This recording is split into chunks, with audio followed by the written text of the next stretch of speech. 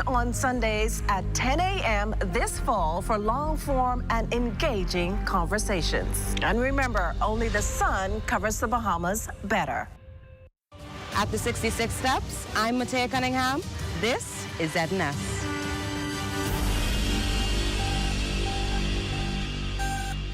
In 2000, Whitney Houston collabed with Deborah Cox to perform the smash hit, same script, different cast. Since then, the flippant commentary has been applied to recurring issues involving different people. Take, for instance, homelessness, beggars, or as some call them, vagrants. Well, in this edition of In Depth, we chat a bit with Divisional Commander of the Salvation Army, Major Rudolph Mayo, on how he sees the face of homelessness and how it's changed over the years.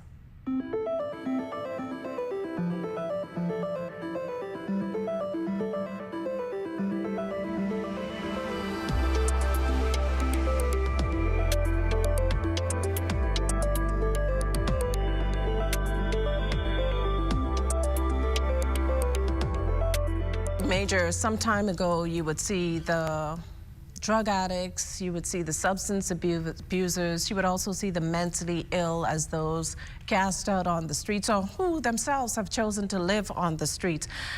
In your view, you've been here a few years now. From your perspective, how has the face of homelessness changed in the Bahamas? Okay, if you would go back and considering the effect of COVID, since 2019 and coming on after Dorian and coming on into 2021, when I arrived here, you would have seen the need and the demand that the faces would have changed. Now, with people that was laid off from work, maybe some of them are now working part-time. Now, those normal persons that you would have seen on the street, now they are not that same faces as well. Now, you have people that are on the street that you're not seeing walking up and down, but are living in their vehicle.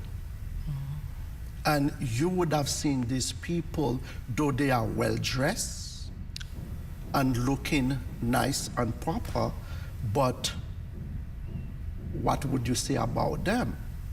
They are not able to get a meal. They are not able to pay for anything. That when they come to the Salvation Army, this is when we started to discover, there is something else going on. And there are people who would have probably have the rent they cannot be paid, and they've probably been put out, and they are still looking for places to go. And these are some of the needs that we have seen as well in the Salvation Army. Those needs is not only for the less fortunate that many a time we call them the vagrants. Right. There are a lot of people, well-dressed, that drives and that looking really well, but they are very much in need when you listen to their stories. We talk about the changing faces of homelessness, and these people that you speak about, are we now looking at people outside of the way they're dressed? Are we now looking at people, let's say, we're looking at more women, we're looking at younger women, we're looking at younger men? What's the makeup of these people? Okay, it's a mixture. It's a mixture. We're seeing young people. Now we have young people that was at work, and now they are looking after themselves. Now, when you're talking about those terms of people that are able to manage themselves, that you're working for good wages, that you are able to maintain all your expenses, that include bills, food, and medical, all those things. Now, when some persons are working, they cannot still pay the rent. How you looking at that? Now, this is people think it depends on how you look at the poverty level. poverty level. Now you have certain people that are working that are able to maintain themselves.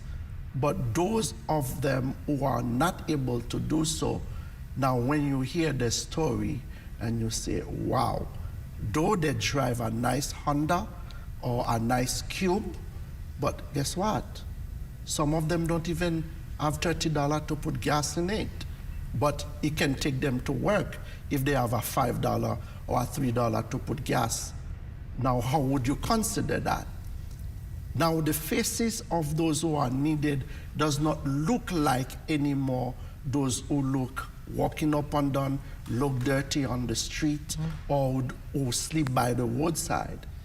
It includes many persons that are well-dressed, but are not able to maintain the lifestyle, and yet we see them coming into our offices and looking for help and assistance. You point to COVID, you point to poverty. What has been, if the Salvation Army had to put a number on it, how many people would you see, have you seen increasingly coming to the Salvation Army in recent years? Okay. Now, where we've gone from here to where? Okay. Like in June this year, and we have a grocery program that we carry out every month on Wednesdays, on Tuesday, Wednesday, and Friday, that we have families that are registered that come for grocery packages every month, twice a month. Because what? Those persons, they are not able to maintain themselves, they are not able to, look after certain things to eat. Now, when I ask a question, I say, how is it going this year? And the secretary said to me, Major, we have a big problem. I say, what is the big problem? He said, the storeroom is almost empty. I say, how come it's almost empty? Because we had purchased enough for the number of persons that we know that was registered. And basically, in a month, we will serve about 220 persons. That month, we serve 350. 350. Now, what happened, these are people that were not registered, but when they come and they present their case, you don't have the heart to send them back. To send them back. This is what we have been seeing. Not only those only for goods, parcel and food, we have people who come with medical expense. We have parents who come because the children going to take exam. Wow. Yes, but they are not able to pay for those exams. Wow.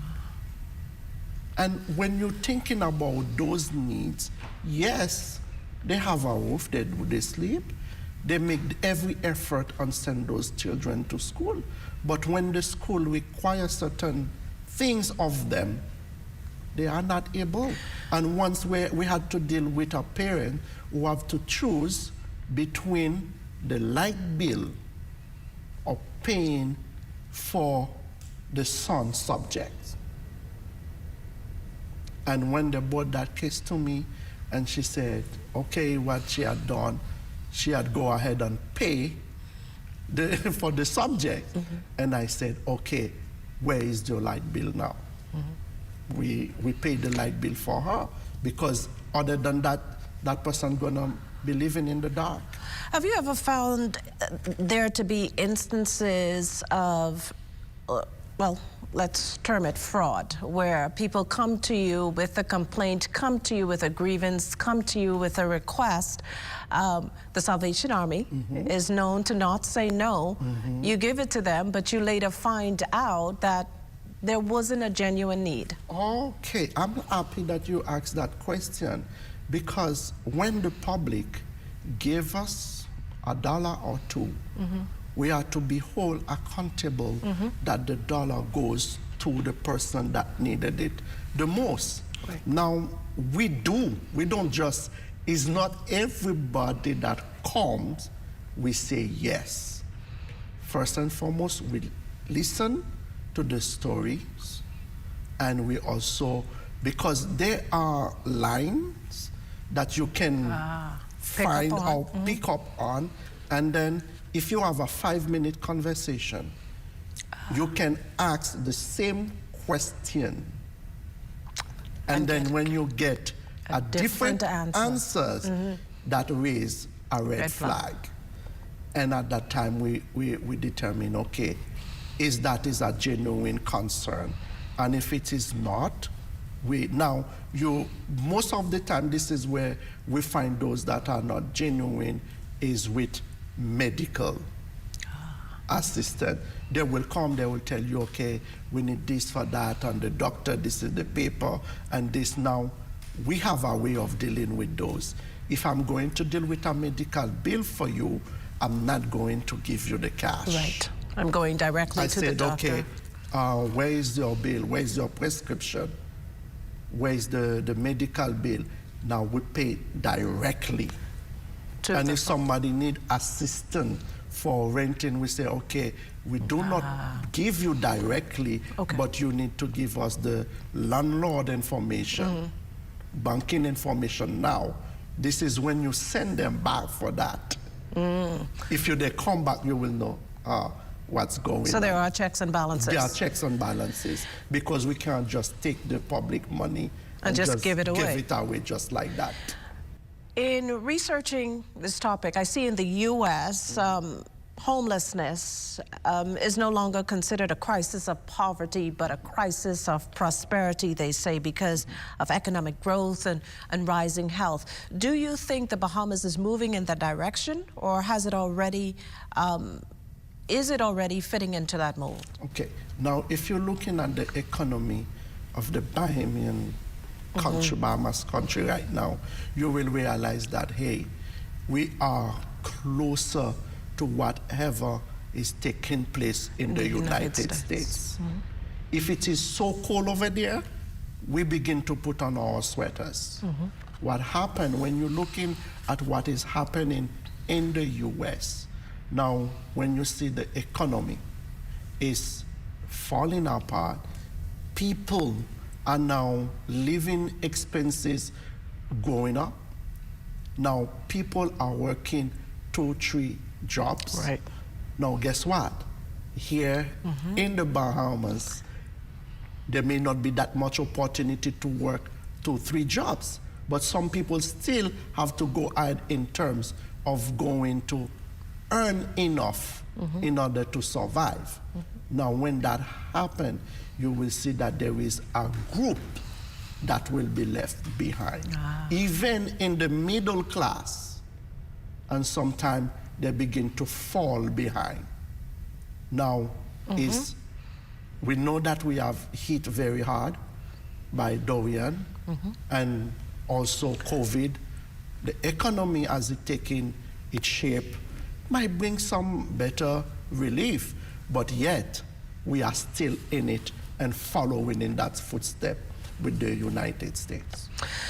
When we return, we look at the impact of homelessness, the increasing homelessness here in the Bahamas on the Salvation Army.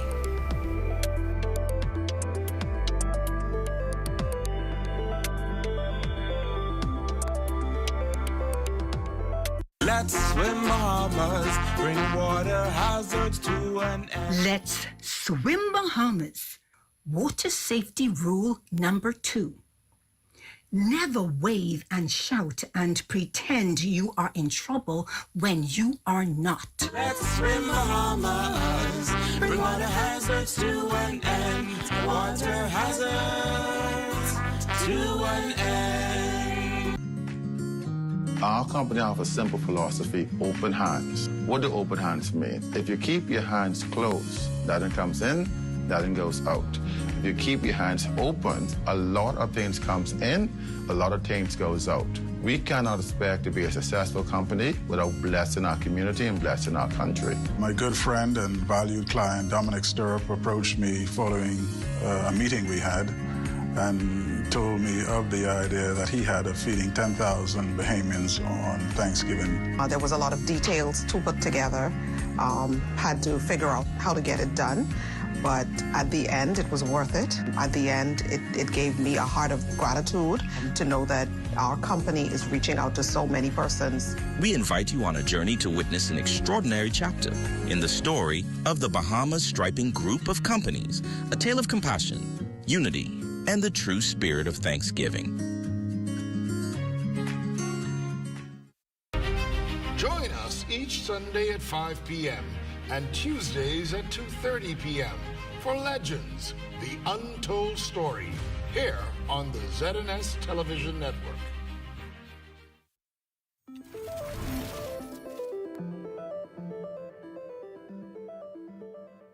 Major Mayo, based on all that's been said, would you categorize homelessness in the Bahamas as, let's say, an invisible crisis? Has it reached that proportion as yet? No, I would not categorize it as an invisible crisis because the crisis is here with us. We saw it. We live in it. But we ignore it. We ignore it. Now, depending on how you approach it, if I just take a just simple statement within our former founder, the Salvation Army, William Booth, and his son, he went out, Bramwell went out, he was passing, and there were people out there and lying down and were in need. And he comes home and he said, yes, Daddy, I see a lot of people out there and they are in need. You know what he did? He asked him, what did you do? Right. And then he said, go and do something. Now, yes, we are called to be our brother's keepers. Right. Things can be present right in front of our faces. We do not pass it. Now, this is where the Salvation Army really comes alive and make a difference in its services. The Salvation Army is a Christian organization that not only care for the souls of individuals, we also care for the spiritual well-being, the social well-being, and also the society that we are living. This is why we have the slogan that says, soup, soap, salvation. And with that, we embrace the wholesome aspect of the human dignity. You hungry, we feed you. You dirty, we clothe you, we bathe you. Then after that, we preach the word of God. Now, in our eyes, we cannot just pass things as people tend to, for it to be invisible. And if any one of us are doing so, yes, you may not have a lot. Sometimes invisible mean you just pass them. You don't see them. But you know, you can make a big difference just by stopping and say, hey, how you doing today? How was your day? Now, you might be surprised to know, hey, I may not have the food, I may not have something else that I can give, but I can direct that individual somewhere where they can get help. But when you just pass by, your plate has been invisible, but actually we are living, they are living among us.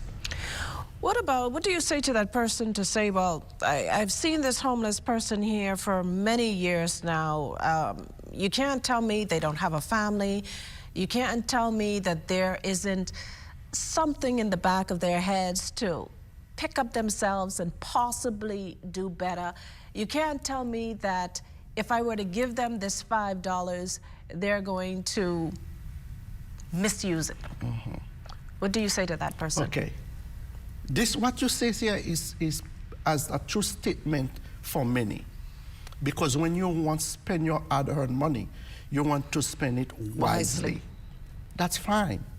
But when you're looking at what is happening, it's just that not giving the money. Now, sometimes we look at the government as a citizen. We look at the government to do everything for our citizen. And let me tell you, that is not true in anywhere in this planet Earth. Government cannot do everything. Not alone. It takes all of us, the normal citizen, the corporates, the business sector, the NGOs, it takes all of us to come together and acknowledge the need.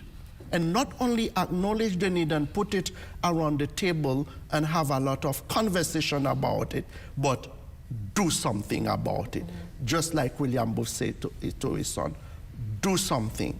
Okay, you may not be able to give that person your $5, but imagine if that person is a drug addict. Imagine if we had had an adult men rehabilitation center here. You can sponsor that person for recovery and get into that center and get well and integrated into society. Now, not only that as well, people make mistakes. And too often we judge people and hold those mistakes against them, and they become cast out.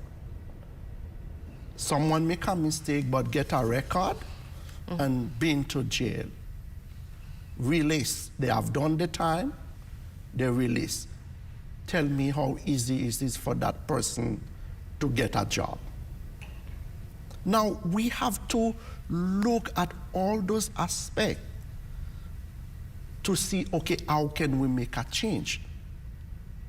Can that, when you analyze that person, has the person changed really? Has the behavior and attitude changed? Can I offer that person a job? You see, by offering that person a job, you save another trouble on the road. But if you just pass by with thinking of not doing anything, guess what? That person going to go right back into the system. You speak of embracing these people, having the hard conversations. Do you think it's time for a paradigm shift? Oh, yes. Now, let me say... And what should that look like? Let me say, for example, if you're looking among a lot of helps that are given and they're geared towards women and children. And while we have a lot of men in our society that are on the road, but they are not rehabilitated. And what we do, we have a lot of places, probably that's maybe included the Salvation Army as well. I mean, be looking at that as well. So why can't we have a rehabilitation center for men, just like we offer all the assistance that we can do to women? And that also will reduce what we are seeing currently on the street. Now, it will take all of us, government, business sector, NGO, Salvation Army, all of us. And when we can do that, it's not going to be happen and solve overnight, but we need to start somewhere when we balance it and then we help our society. Now, guess what?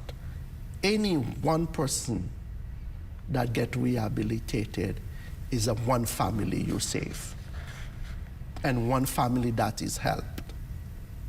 We can do it together, and I know from what I'm seeing here within Bahamas, the will is there, the finances are there, but we are to invest them in the right way and right places.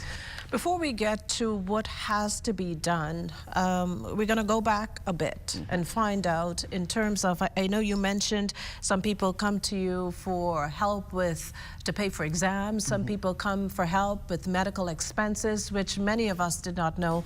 And then there is the well-known fact that the Salvation Army provides food for many people. What's been the impact on the organization? The impact on the organization is just that over the years, we have been trying to rebalance our donors list. Now, what we have seen, the donors are still present with us in terms of the numbers, but the finances is not the same. Is not the same.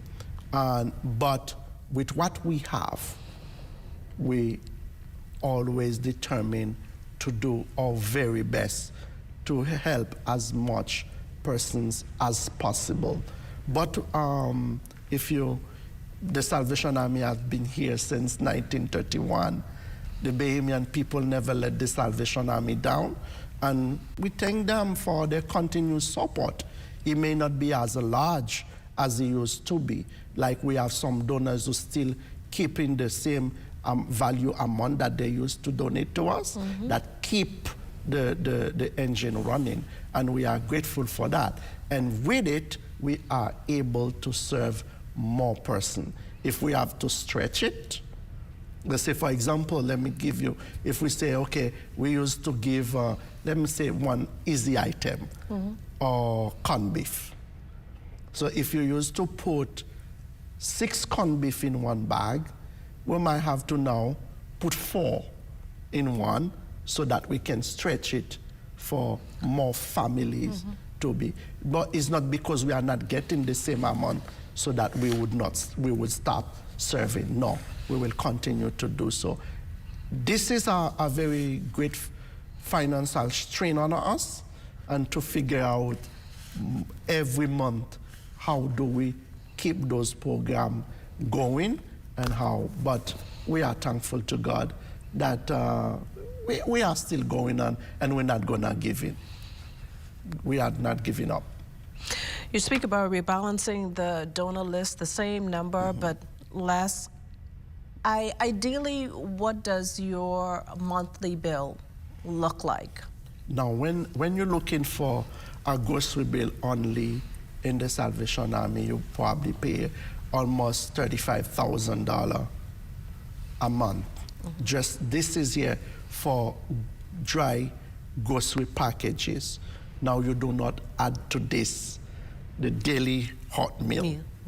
The daily hot meal and other assistance that you will give, plus the overhead costs that we have to keep our employees to really doing that. And basically, when you're looking at a good $75,000 a month, $75,000 a month. And that's and you have to couple you have to balance sponsorship with government subvention. Yeah. Now, we are grateful that there is a lot of private sector that remain, faithful with us, and we have some other places that we can call. We may not have the money right now. We have an account with them. We can get the trust now, and then we pay later down in the month. That's work for us too. So, but we're not going to give in and not do what we're doing. But I must say, however, there has not been a time since I took on leadership that we were not able to carry out our requests from the donors and what we say we will do. And I'm grateful for that. Well, now that we've heard an earful of the Salvation Army's many challenges, next week we'll take a look at its equal number of successes.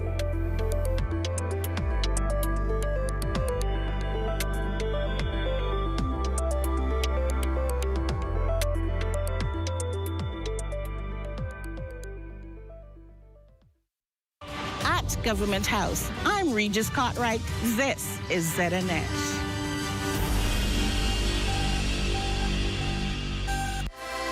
Coming up on TPI.